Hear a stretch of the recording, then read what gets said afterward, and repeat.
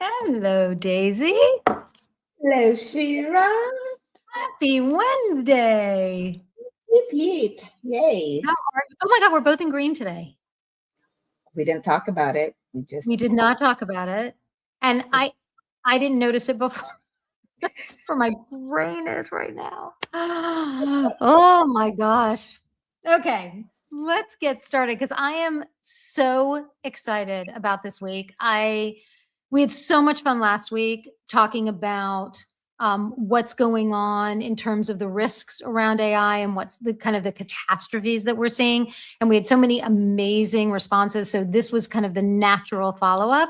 So we'll kick this off and get started. I want to welcome everyone to the Glass House.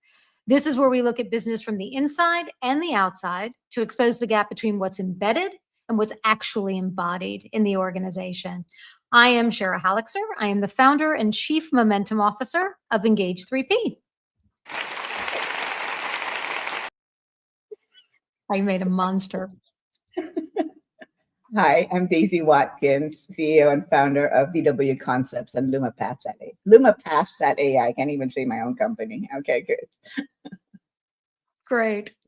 So exciting today. If you are here today, thank you. We know you have loads of options. I say this every week. In fairness, I stole this from my friend Natalie. That's a different story. We don't take it lightly that you're here, and we really appreciate it.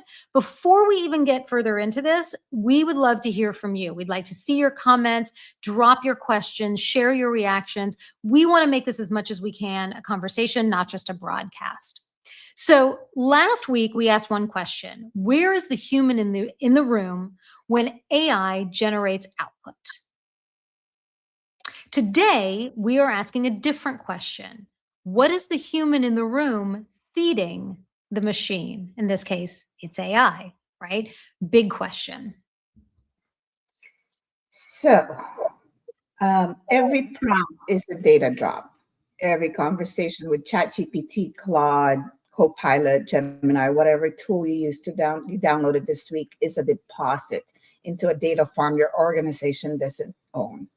You cannot see and could not produce on demand if a regulator asks. That's scary. That is scary. And most companies have an acceptable use policy. That is what I call being embedded.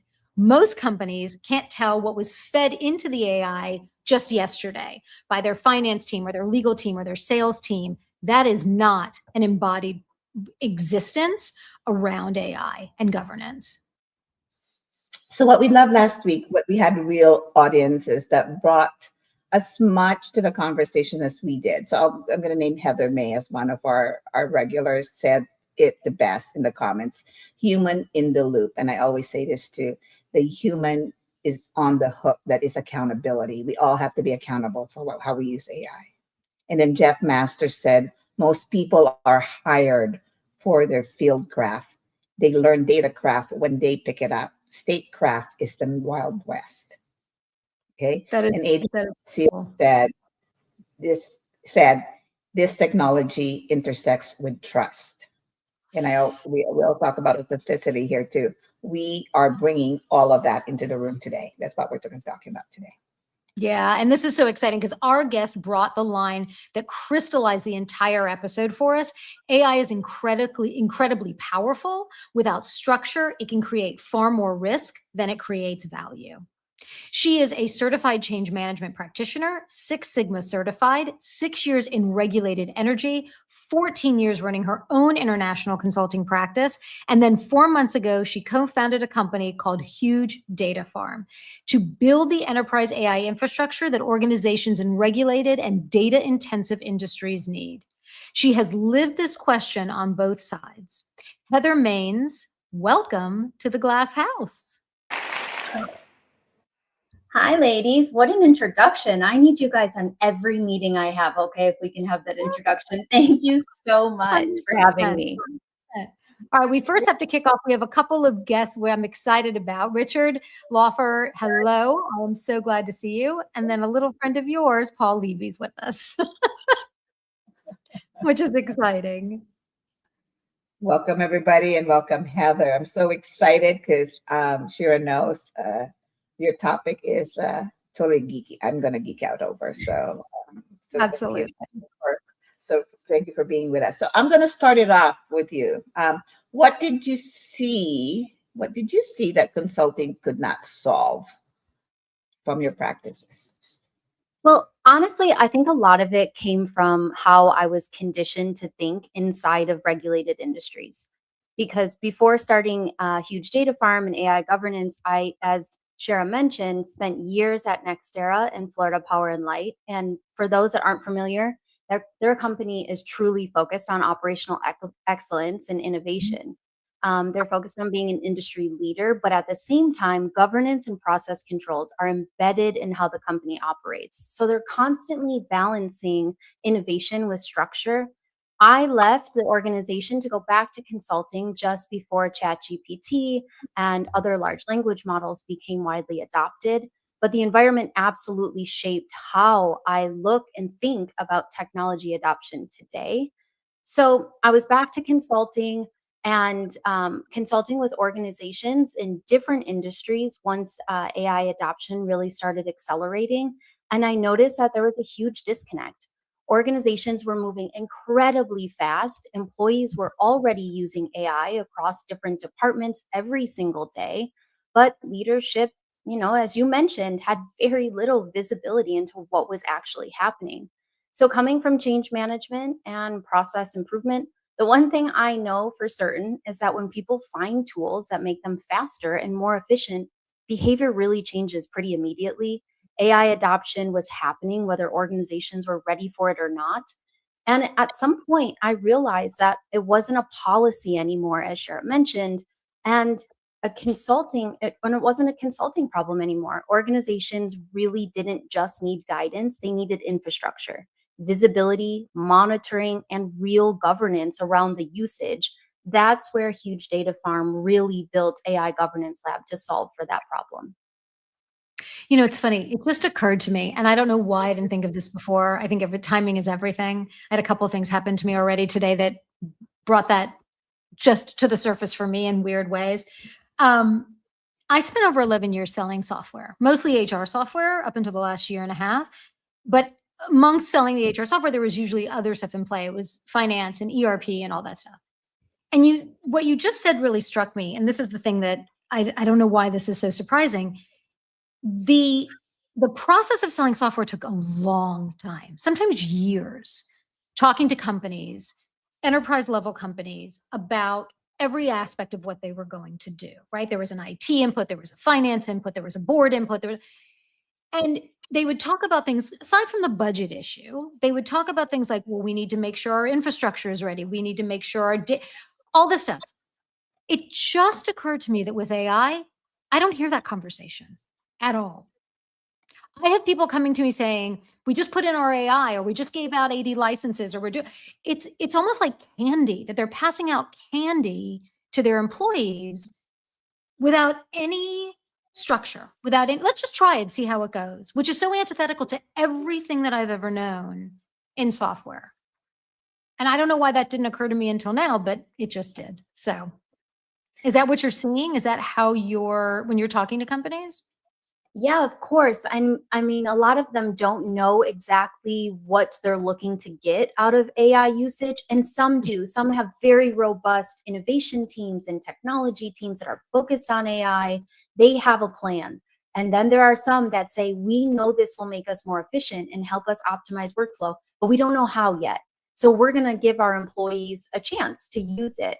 I would rather see a company that does create a safe pathway for their employees to use AI than for employees to use AI, which I think is the scariest, is what I call ghost AI. And that's when employees are using AI without it being an enterprise-wide solution. So can you talk a little bit about that? What does that mean about when it's an enterprise solution? What is that, for those who don't know, what does that mean? Sure. I think that, first, a lot of organizations have enterprise solutions, whether to different large language models, which we refer to as LLMs. And that could be a ChatGPT, a Copilot. I mean, Copilot is easy, right? So many companies are Microsoft companies, so Copilot is easy. to deploy across their employees. You have Claude, a Perplexity, so many of these LLMs. And I do think there's a little confusion right now between secure infrastructure and governance. So when they have these enterprise solutions, it allows their employees to a license that allows their employees to use them. But enterprise AI platforms absolutely matter from a security perspective. However, secure infrastructure alone doesn't automatically create the visibility or governance that an organization would need. So it doesn't answer for the what are employees putting into the AI and are policies being followed. It doesn't answer those questions. Can leadership prove the oversight at the end of the day, even if they have an enterprise license? And there's a gap there. So Heather, quick question. Those are really, really important because, people are more trying to do in more their private LLMs, right? Their private systems in place, and they're still trying to figure that out. How is it going to be really secure when you're using Claude? Like, how does that affect? So let me just back up a little bit for those that perhaps when they hear the word data farm, sometimes there's a negative connotation to it, right? So can you just walk some of us through kind of what data farm really means, right, in general, and what you do in that sense?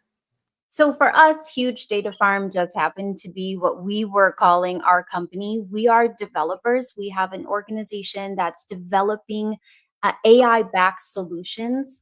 We saw the need for AI Governance Lab. That's one of our solutions. We do have other AI-backed solutions. And as we are growing, a very early stage company right now, but as we are growing, we're actually looking to be able to come in and take more of a consulting approach to sit down with some of these organizations that say, hey, we're using AI, but we're not quite sure what it is that how we should use it best. Maybe they're looking to develop agents. Agents are definitely, I think, going to be the new phase of what is going to be doing the work for us. If you guys could see what I asked my co-founder and partner to build for me, it's a full organization, 15 business units and 58 agents to run the organization. However, that does not mean that human interaction goes away. I mean, that's going to take oversight and constantly looking at the work and output that comes out of that. But Huge Data Farm, us as an organization, we are essentially, we have platforms that are AI backed and also looking to build customization work for other organizations looking to leverage AI. So Richard's you're very excited because he says data governance is now sexy. This is what makes him happy. I'm so glad, Richard, that you're happy. It's so good. I love it. Sorry, well, Daisy, I interrupted you. Oh, I'm no, sorry. I want to second Richard there because I am building my own sexy governance around my business as well. So it is actually almost exciting to a point for me that I have guardrails for myself in the processes that I do, because mine is about auditing or looking at your visibility and how do I get you to be seen, so that this needs to be documented and actually, I guess, put a library of the progress from baseline to where you're going to be visible, similar to kind of what Shira does internally. Where are you now and how we're going to see you improve internally at the same time. So for you are the fix in between of what, let's say, Shira is working with them to implement, right, to make those processes. So for me, it would be similar to how can you make your internal processes work as well, in touch with what is being seen outside. So you are a full integration and consulting company that looks at everything from start to finish as far as automation is concerned. Is that what I'm hearing, Heather? So we do have the ability to do that. Right now, we're really focused on our AI governance lab, but we have the ability, and those are just conversations that are coming up while we are having, demos of the AI governance lab. We just had that conversation this morning with a potential client that said, hey, we also might need some help and how we can leverage different AI tools. And we're happy to come in and do that as well. Okay. It's interesting. I want to take a step back for just a second, because I think that before we jump into the idea of organizations, and it doesn't matter how big or small they are, right? But before we get into the idea that an organization is buying their own enterprise level licenses, There's the issue that I'm also seeing, which is a company isn't even protecting their own assets and their own IP, because people, and Daisy, you mentioned this, I think, in the beginning, people are using their own private LLMs, right? They're signing on to their own ChatGPT. They're signing to their own personal Claude accounts, right? Whether they pay for them or not. And if they're not paying for them, we know it's worse, because then there's no protection. But they're at work on a company computer going to a website, and then if they don't necessarily have an enterprise system set up yet, they're still using those LLMs on about the company, right? So I'd love for you to talk about that for just a second, as to what that really means, right? What the impact that is when a company doesn't even understand what's happening. And then we'll kind of take it to the next step then, which is when a company says, okay, great, we're going to go ahead and get our own licenses. Here's how we're going to look at that governance. Is that fair to ask? I think that's the scariest. And that's where I call that the ghost AI. That to me is so scary. And it's not that employees are doing anything wrong. We're all Yeah. guilty of it, you know. Employees are using these tools every day. So if they are not offered from an organization, employees are going to continue to use them. They're going to move fast. They'll summarize information much quicker than we could ever do before, analyze data, even something as simple as drafting communication, solving problems. But how many times have you copied and pasted an email and just said, make this sound more professional? Or for me, in my case, I usually have to say, make this sound a little softer, because my partners say I'm a little too rough in my emails. So, it's just as simple. And in our minds, it's a copy and paste. But Right. what happens with those companies that maybe they're a tax firm, and they're working with a company that has an EIN with financial information in this email, and now they've uploaded this into the LLM. If you do not have an enterprise license, so if you're just paying your $20 a month or $100 a month as a single user, and you upload that information into an LLM, that LLM now learns from the information you're putting into it, and it is able to then bring it back to other users when they're asking questions. That is very scary. It's Right. very scary. So, companies think that because they have policies in place, that those policies are always being followed. And I don't necessarily know that to be the case. Again, I don't think most employees are trying to do something wrong. They're trying to be more efficient. They're trying to keep up. Now, my next question is this. Sorry, Shira. Not despite, but when you're putting all these governance and guardrails for them as you enter their organizations or whatever they have set up for their LLMs itself, right? That's the main job that you guys do.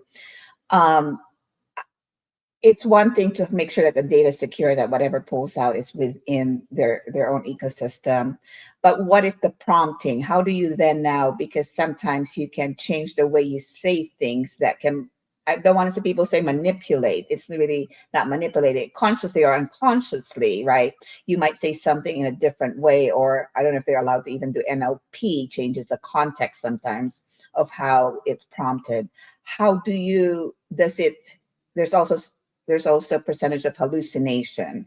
What are your guardrails around that as well? Because you're still getting from an outside source, or is everything just internal within the LLMs as an enterprise? Yeah, unfortunately, the way that our system is looking at it, it still is going to come down to the organization spending time training them on prompting, making sure that it can be a little bit concerning when what I call that feedback loop, right? Is if you really love something so much, it's always going to tell you that this is great. So you have to ask it to, hey, can you tell me what's wrong with this instead of how great this is? And that's part of that prompting. And I think that's really going to come down to the organization. Where we come in is, let's say you accidentally have a customer's social security number still in that prompt. Our system is that control layer that sits over the LLM, and we will automatically redact that social security number in real time. So you don't have to necessarily worry about that when using what we call AGL, AI Governance Lab. That will automatically happen. But as far as what you're looking to put in and looking to get out, that's still going to come down to the organization and being able to train their employees on how best to prompt. Wow, that's impressive that you put that layer that identifies confidential information. Doesn't matter how they write it down, whether they identify it as SIN or SSN, whether they put those initials and then a number, or the way the number is written is one big lump or a hyphen, your system automatically assumes it's either a phone number or a social security number. Yes, It's correct. from that way to learn that. Okay, that's very important. That's a lot of layers that you have to go over and over to stress test, because I'm doing one for my audit. I stress test all the time. And I'm noticing the prompting is the most critical part of how you put those guardrails. So that's impressive to put it at an enterprise level. So yay, thank you for what you do. And I think it really, thank you. I'm sorry. I think it really helps that our other co-founder, all of us came from some type of regulated industry. So for myself, it was energy. Another co-founder, he came from a healthcare tech background, and another one from financial services. So we all have that understanding of how important regulated industries are, and what security parameters we need to have to make sure that we are giving the employees the ability to use something safely without, of course, taking any time away from it. It has to be done in real time. We have to make sure the employees can use it safely, but without it adding any additional time to them. Well, the regulatory part of it too that you can't control is what regulatory things are you going to put in there, especially coming from the spaces. Healthcare is number one with a lot of compliance and regulatory stuff.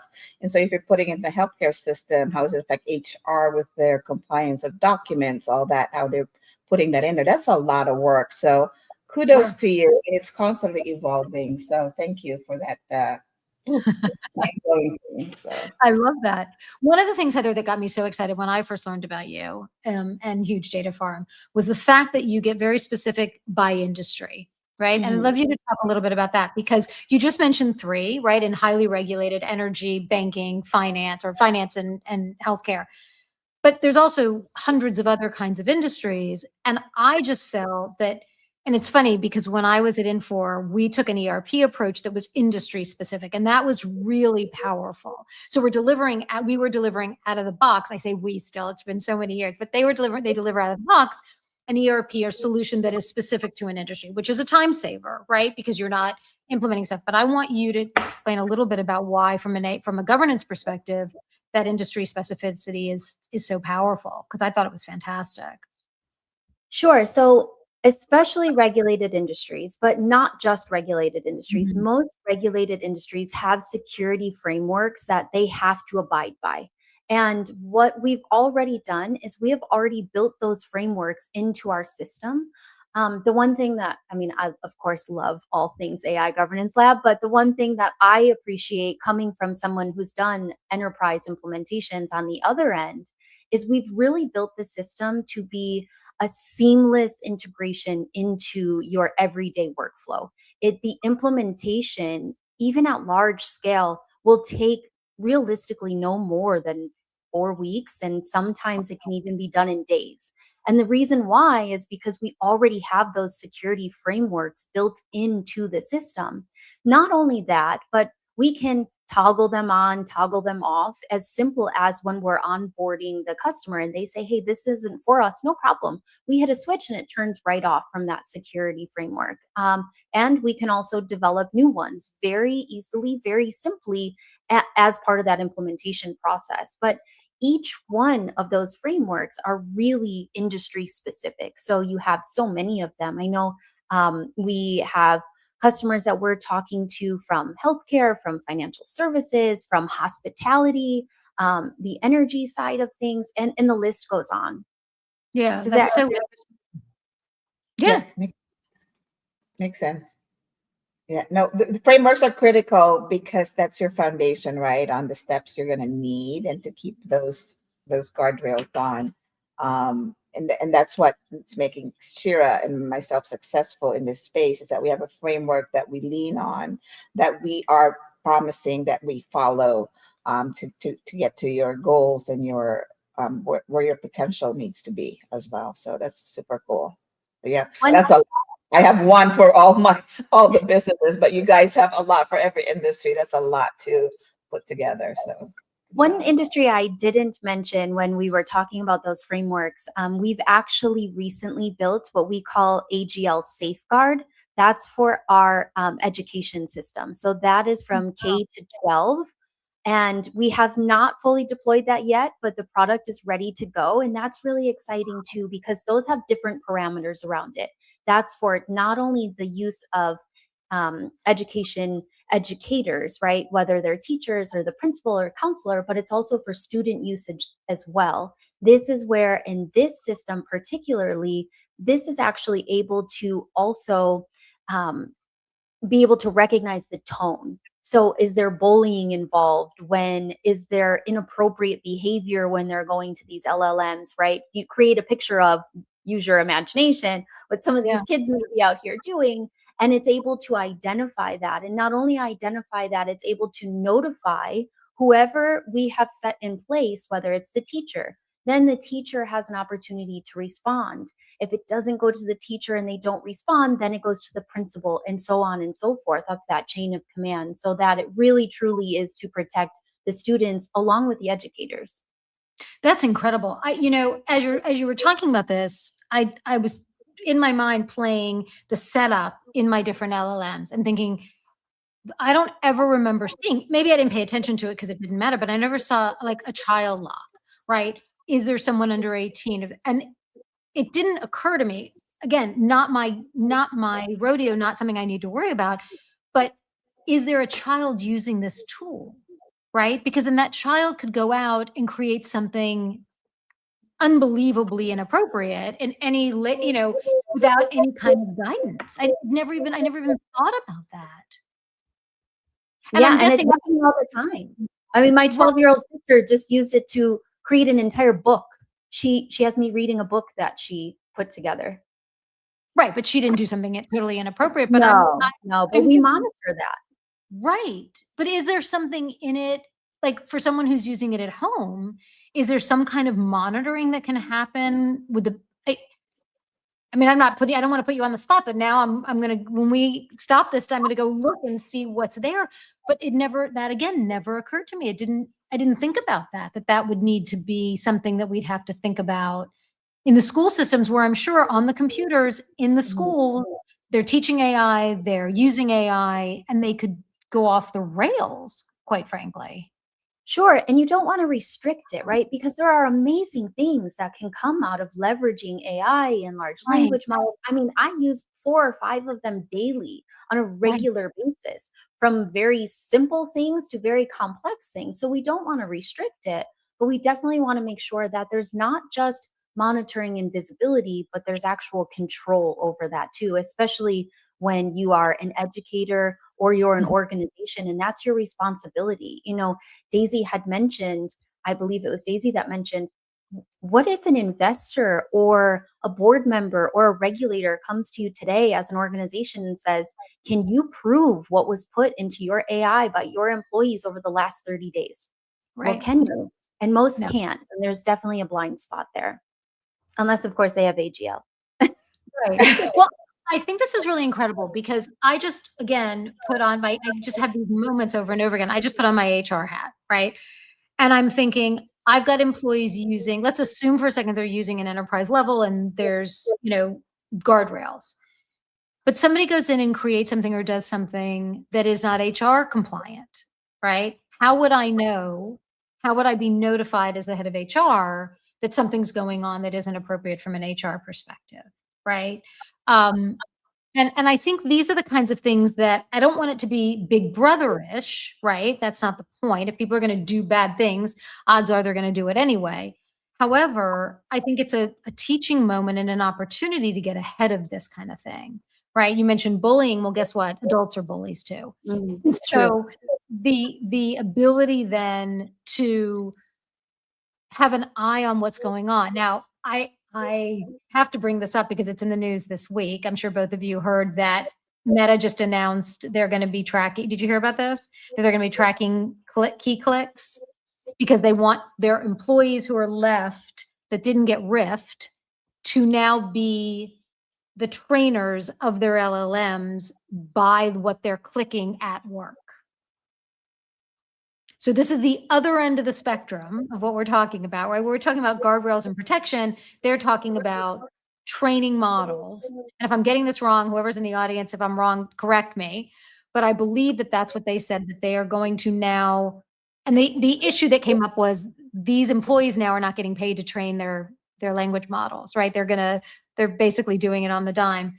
But they're going to monitor every single click into their systems to be able to do that. So do people have to be fearful when governance is put in that the same kind of thing can happen because it is being monitored, right? However, is it that big brotherish that they're going to know exactly what people are doing, or is it no different than what we have today? Because I know in every HR policy manual I've done in the last 20 years, it says, we have the right to review whatever you put into our systems, right? It's our system. So that's no different than that, I guess.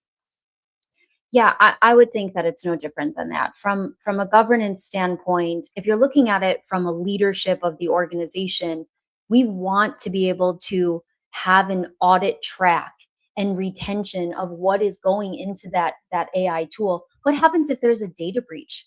And Right. and then you can say, we know for certain that did not come from our AI usage because we went back into our audit trail, we did the research, and we were able to see that data never went into an LLM or on the other AI tools that we have connected to a system like this that is governing it.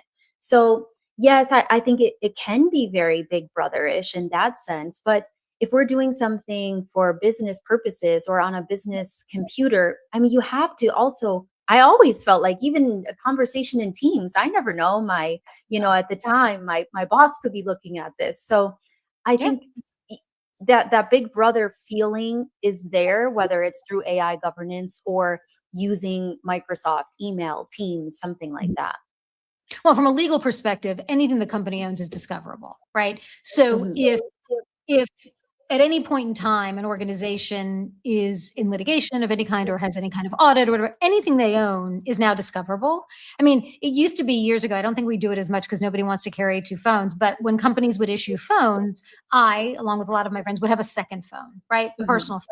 Because for that reason, right? I don't want my personal data and my personal information on a company phone, right? If I want to yell at somebody on a text message, I'm going to do it myself. And I think that's fair, right? Separating personal space from workspace. And I think that it is also fair, and I've argued this point many times with people when I say, if you're to your point, Heather, if I'm using a company computer and a company piece of software, that's the company's business, right? Anything can be there. But I think it is interesting that we're delving deeper into this more and more, and we're putting more into systems, right? It used to be maybe an email, maybe a file. Now it's conversation. Now it's so much more than it ever was. And where and how do we draw the line? So I think, and I there needs to be governance from a technical perspective, but there also needs to be governance from a policy perspective, right? Those have to be hand in hand. And organizations need to explain very carefully to their employees why they're doing this, what the purpose is. But before any of that can happen, and again, I'm taking a big leap backwards again, and I've had this conversation a few times, you and I have talked about this, an organization needs to know why it is they want AI. They can't want it. Daisy, as you said last week, you reminded us of Josh's famous story. Heather, I told this to you too, that, I want an escalator, but I only have a one-story building. Why do we need it? What are we going to do with it? What value is it going to bring? And what do we want to get out of it? Because if those questions can't be answered, if there's no real understanding of what it's bringing, it's an escalator in a one-story building at that point, right? And so I think that's really important for people to sit down and have that conversation. And it might be a difficult one, right? People might not know what it is that they want to do. And so working with, and understanding how that's going to take place, I think is critical. Yeah, I would agree. And I think it's going to be a challenging question to answer because depending on the size of the organization, different business units may have different use cases for it. And some may or may not know at this moment because AI truly is moving so quickly that every day I turn my computer on and it says, restart Claude because there's been an upgrade, right? And And Yeah. so there's always something new that's coming out of it and how we can use it. So I do think the question will be hard to answer, but at least to have some type of framework around that to help with the policies. But you really, in my opinion, in order to feel as a leader fully secure in AI usage, the policy and the governance really should come hand in hand, because a lot of organizations believe that governance means just having acceptable policies.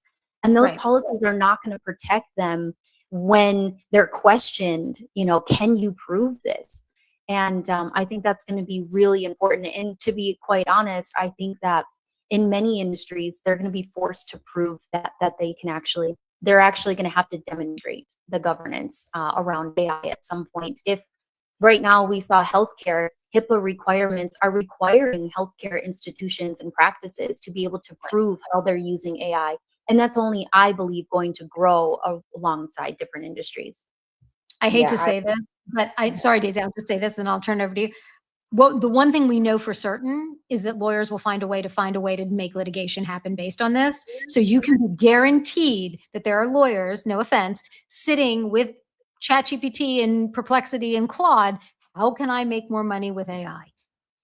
Let's just call a spade, right? well, Sorry. it's happening not just for lawyers. And the big news, and Heather, you probably know this, Claude just released their version for legal, right? So what are your thoughts on that? Because that one just got released, and clearly even the topic we had last week was from a law firm that was that their AI hallucinated and they had it out in public. So that's, again, not just an internal, but an external visibility problem, right? And so, I'm sorry, I'm layering my question to you, Heather. So I didn't mean to, but from that perspective, like Shira said, that lawyers are going to start abusing this, and how do I make $1 million? As we talk about in the glass house, there's external visibility, which is, what AI says about you. And then there's internal visibility. What are people say to AI, which is what you do. They're the same problem from two different sides, right? So when you talk to a client, how do you frame the one problem? Do you frame this one problem or two problems? Oh, I would say I probably focus on just our expertise, kind of framing it from what you're putting into it at this point. But having the conversation with you really makes me think of it so many different ways as well.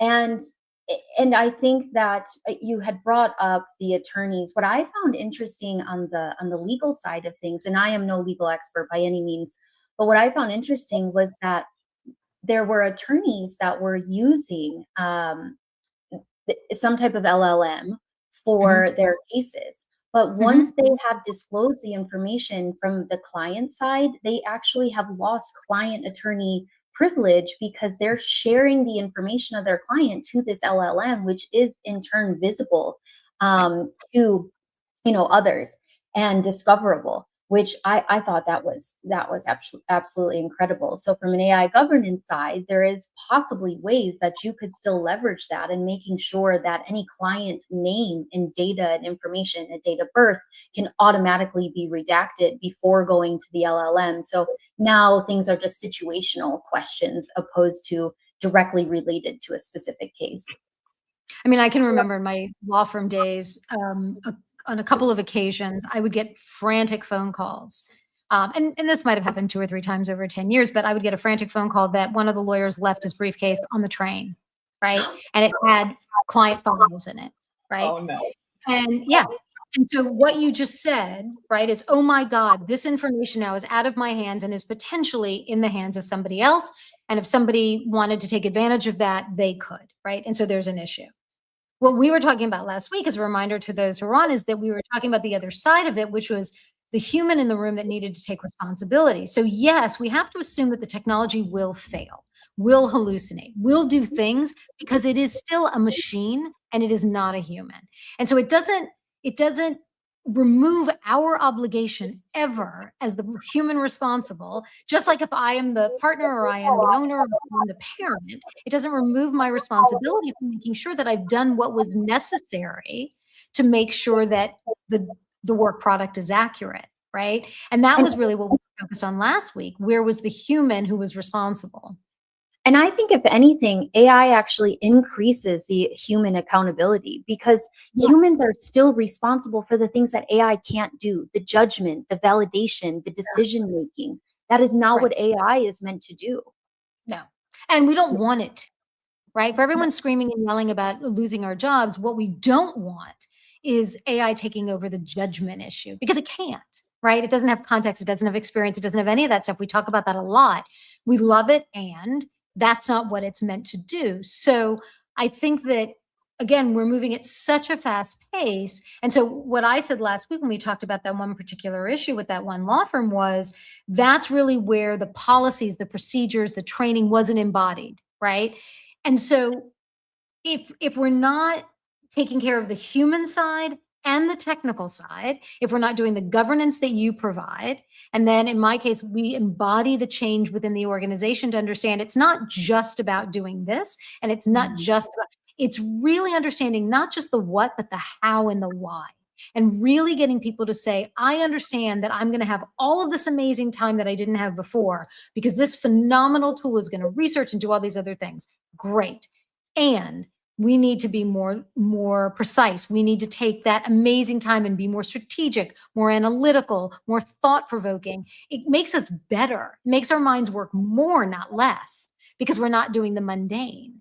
And I think that's where we need to, I hope that's where we're going with this. The more guardrails we can put, the more protection we can give people to be far better, more strategic, more creative, more of everything. That's how I see it. That's my kind of positioning on the whole thing. So, Heather, from where you sit and where your organization sits, what would you tell people that are watching us, or leaders, or even just individuals, why governance and ethics is very important in the world that we live in right now?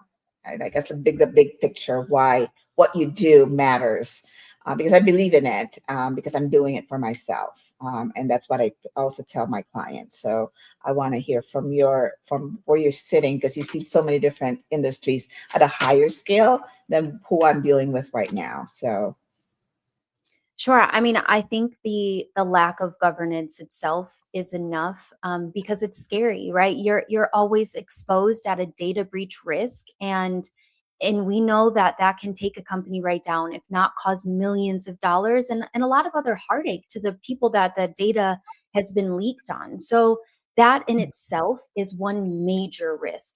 But the other is being able to make sure that you are offering tools and pathways for your employees to be able to leverage the efficiencies and optimizations, but in a safe way. And that's really important, right? I think that that visibility is important, but visibility really starts with acknowledging the reality. What is happening in your organization? Understand the usage. What tools are your employees using, right? How are they using? And most importantly, what I think, what data is being entered into those tools? And how can you actually govern and stop that data from getting into a large language model? I mean, the governance to me is going to be, it's not going to be a question very soon. It's going to be a requirement. I think that's where we're going towards. I think it's a perfect time to do our story, Daisy. I think you're leading us today on our outside story. Yeah, so I wanna bring up some information. We're gonna talk a little bit about what we're seeing. We're gonna put some numbers behind this that I think are pretty valuable. Are you ready to okay, kick it off? I'm ready to kick it off. So bear with me, guys. So we Amazing. have our inside story today. So every week we bring in a story from the outside into the room, because the glass is not just about our own experience, it's about what's happening out there and to the people watching this. So we start off with IBM cost of a data breach report in 2025. 13% of organizations had an AI related breach.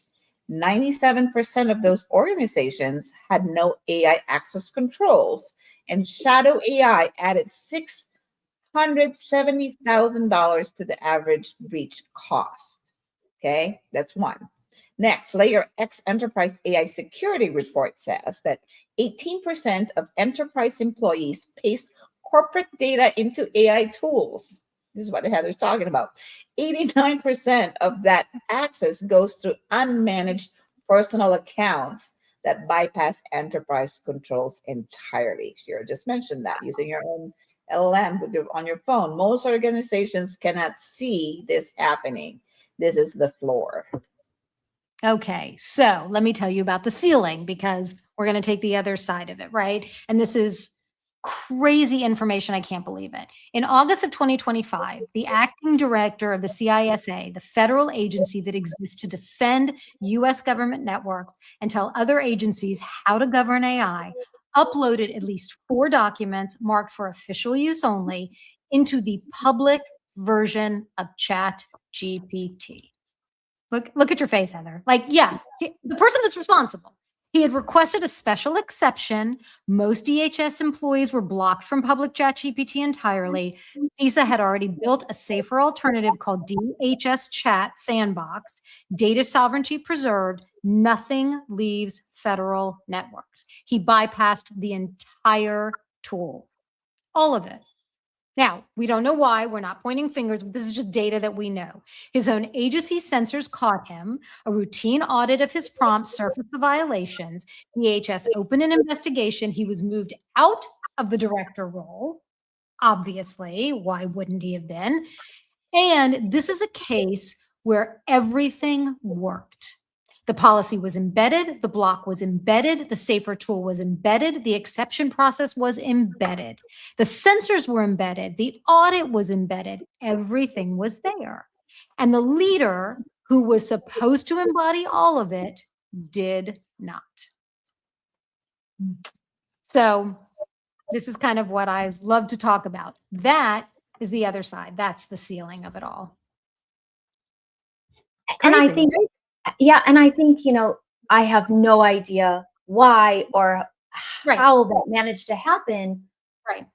But the reality is we're using these tools so much, some of us, right? I'm in them all of the time. I have several windows open, probably why when we started this, my screen was so slow, because I have about 1,000 windows open and 10 of which are AI.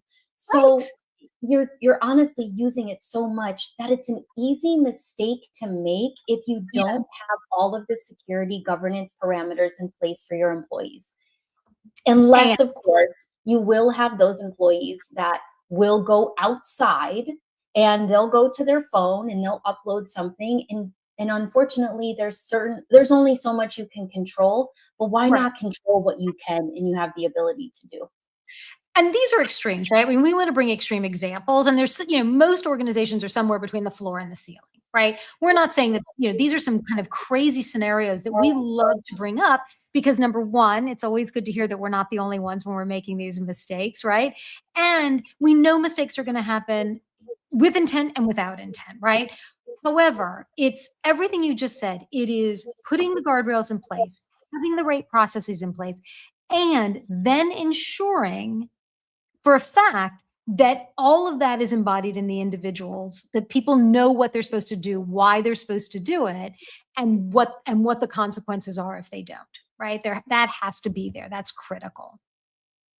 And honestly, I think the companies that get this right, they're going to move so much faster because they'll have the confidence in how AI is being used across their organization. Yeah, for sure. I think it's such an incredible world that we're living in. We say it all the time. We love it. We think it's great. I think today my Google crashed today at one point, and I went, oh my God. And then I thought, oh, please God, everything come back. And I had 27 different Claude windows open. Just Claude. Different chats, different things going on. And So, yeah, go ahead. Sorry, Days. finish your thoughts, Shira, because it's something related to what you're saying. No, I think it's a given that this is how we're living and what we're doing. And I think it's wonderful. And it's also the wild, wild west, right? There's so much we don't know. There's so much we haven't been able to understand yet. And it's just critical that we are protected in all the ways that we can be.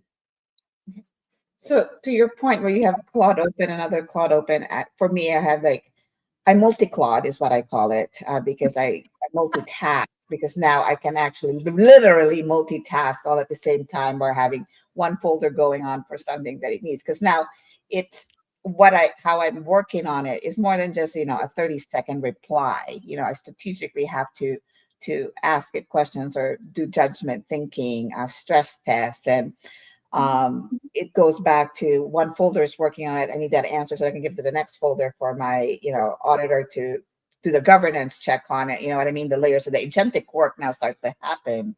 And to your point, Shira, is that your Google crashed because of all the tabs that you have open just for that. I also have the other LLMs where I look at their answer based on comparing what's hallucination versus not. So from your space right now, you're obviously looking at an actual solution for them. Does the LLM matter on what data is put in or how they use it internally? That's my big question to you. How do you choose which LLM governs a particular organization? That's a question for me. Oh gosh, Daisy, I'm like you. I use all of them too, and I'm double checking and running it from one to the other. And I love Claude, but I hit my max all the time, so I'm always running it to I'm always running it to another LLM. With our system, it allows organizations to make the choice for themselves. So we actually have the capability. And what's so great too is not only does it have the capability, but what we're seeing right now is that many of these organizations are, as I mentioned, rolling out Copilot because they're already embedded into Microsoft. It's very easy for them as they're rolling it out to their employees. And then maybe, two business units are using Claude. Maybe their marketing team will not go away from Claude. Maybe their analysts are using ChatGPT. Well, we have the ability to sit over all of those LLMs, but also for the organization to be able to say, hey, everyone can use Copilot, but based on our directory, only give this group or this business unit access to Claude and give these people in this business unit access to ChatGPT. And if you have multiple permissions as an employee, you can actually click through and use multiple LLMs opposed to just having to pick one, if that's what the organization chooses. Now, the next layer to that is, as you and I experienced, Monday alone, my data doesn't reset on Claude till Friday. I was already at 40% in my usage. And the max, I reached that within 30 to 40 minutes, and I have to wait 4 hours later to actually have to access. I have to monitor now which models I'm using just to allocate my usage, right? And so now the companies, enterprise, need to have gas money, AI gas money. Are you seeing a big impact on how they're making that decision now and the usage of how their employees are going to use it? Because now that's going to be a budget thing now. The cost of AI is no longer cheap, or what used to be free for the models is now attached to tokens and pennies and dollars.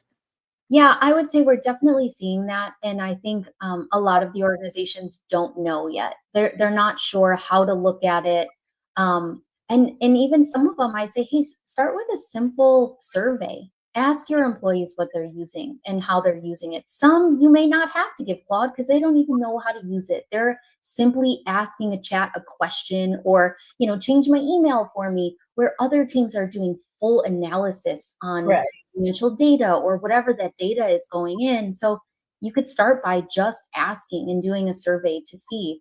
Our system also tracks token, and I Okay. think with the token usage, I think there's a lot of misunderstanding around token usage. And we were talking to one of our partners about doing some type of education series on what the token usage is, how to use it, what you're actually looking at, because even I blow through them, and he's like, why did you do that? Well, I didn't know. I was doing what I needed to do. That's all. So let me ask this, and I don't even know if this is a possibility. If we can restrict across who has access to what license, obvious, right? If it's single sign-on and we say, no, you don't have access to Claude, you have access to this. Okay.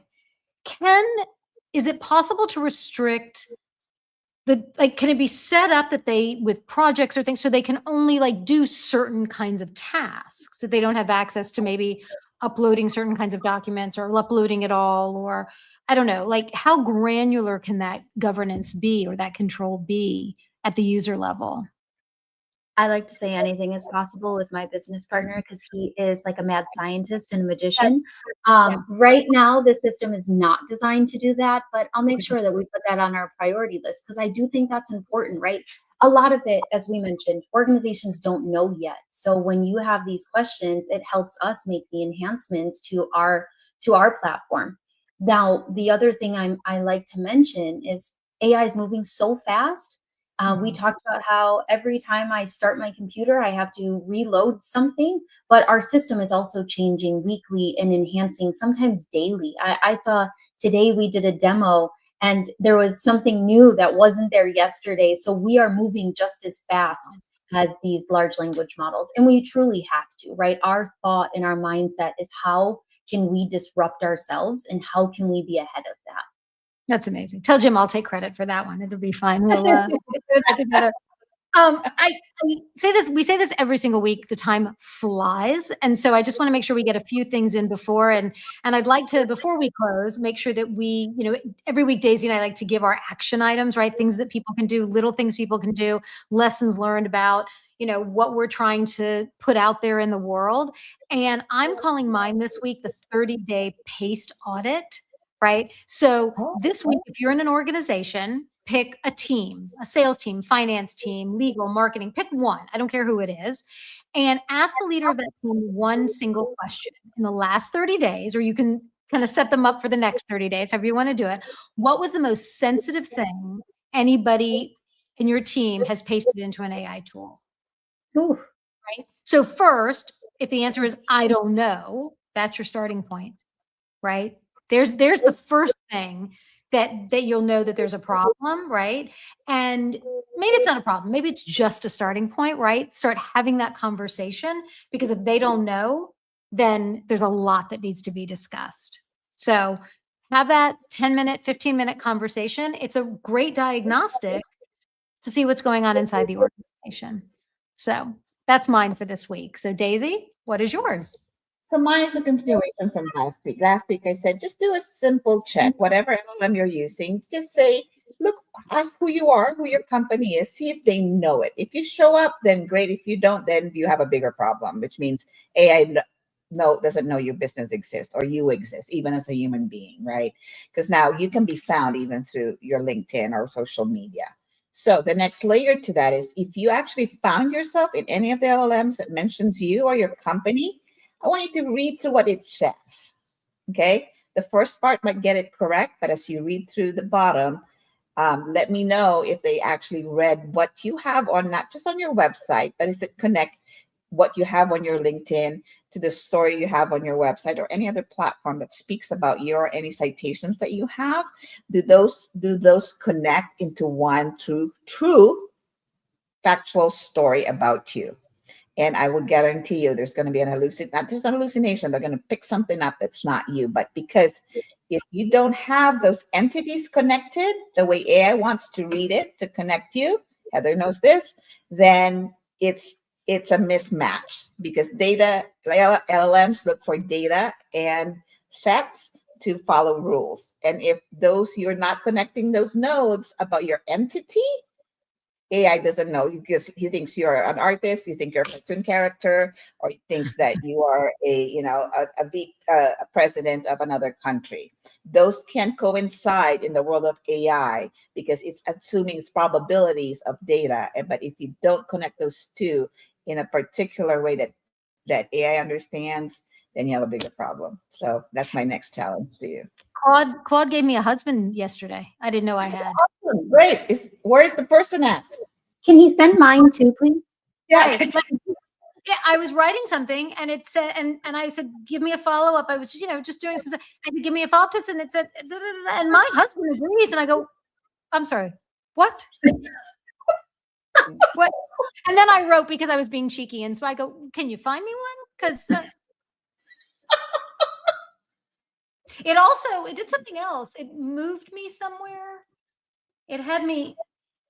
Lately it's been like making stuff up about my life. Like I'm like, where did you get this? I'm like, okay, but that goes to the same thing. If I were just doing a copy paste, if I wasn't paying attention to something as simple as, I think it might have been like a response to a LinkedIn post, or I don't know what it was that I was trying to get done. If I didn't read it, it would have me married with 7 cats and living in I don't know where. I don't know what it was doing. Heather, I want to thank you so much for coming. Is it okay? Can we share how people can reach you? Is that all right? Yes, of course. And thank you so much for having me on. Well, it's entirely our pleasure. And Nicole, if you're still there, I'm so glad you were here and you didn't say anything in the comments, but we'll talk later. Nicole is really wonderful. This is your LinkedIn to connect on LinkedIn. So reach out, Heather, if you want to just kind of give us a 60-second of whatever else you want to talk about yourself or Huge Data Farm. Now's your chance. Well, I would just say that, please feel free to reach out. We would love to have a conversation, show you the system, have a little bit of a demo, or even just understand how you're using AI. And maybe there's ways that we could come up with different solutions for you. I love the challenges that you guys gave your audience. I think one thing to really think about as you're putting things into AI, how often are you entering something into an AI tool that you wouldn't willingly share with a stranger? So is it confidential information? Is it very confidential things on the project you're working on or the product you're developing? So how much are you sharing with AI that you wouldn't just tell a stranger on the street? Maybe think about that. I love that. Nicole, I'll ask Claude if he'll take your husband. I'll see what I can do about that. She's offering her husband to Claude, so that's great. I love it. I want to also make sure everyone knows how to reach us. If you don't already, please feel free to reach out to Daisy or to me. We would love to hear from you, have more conversations about what we all do, and how we're going to get through all of this together, with or without husband. And Daisy, I'll let you sign us off today. So everybody, thank you so much for joining us. Like we said earlier, your time is valuable, so thank you for choosing us. And also, we are going to take a break next week. We kind of do this cycle where we take a break or there's an event going on. So next week, you're not going to see us. I know you're going to miss us, but we'll be back the week after. And then hope to see you all there. So have a great 2 weeks, I guess, from not seeing you, but we'll be back with more power and more fun. We sure will. Thank you again, everybody. See you soon. And hopefully before you'll reach out. Bye-bye.